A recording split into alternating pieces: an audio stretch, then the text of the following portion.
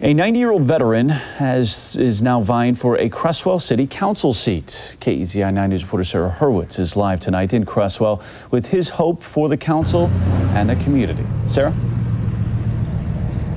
Well, this is where Richard Hyman turned in his papers to run in the November election, the Creswell City Hall. He says it's a decision that's driven by a need for a democratic process where the community gets a chance to have a say in electing their officials.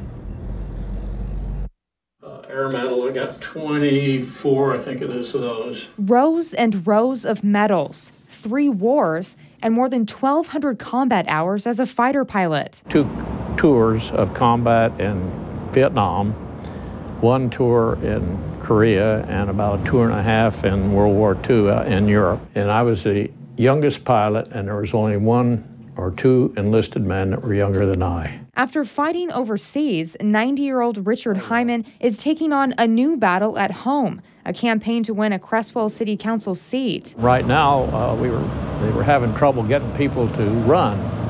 And rather than just have a complete appointed council, I decided to run. He used to come to the council meetings. We all came to council meetings several years ago to see what was happening, and he was right in there. He raised questions, he raised his hand and spoke out, and he made a mark. Hyman's decision to run is impressing Councilor Holly Campbell. She's one of a number of councilors who've been appointed this year as a result of vacancies. Hyman hopes, if elected, having a permanent presence at City Hall will reshape government here in Creswell. I feel that the citizens of the city have a right to elect their representatives. We had 3 vacancies now, and I just hate to see them not be filled and have to be appointed people again. Just some of the pilots. For Richard Hyman, it's time to turn the page on fighting wars and begin a new chapter that may include politics and a bit of campaigning. I've got to get used to the idea of what I have to do. In my previous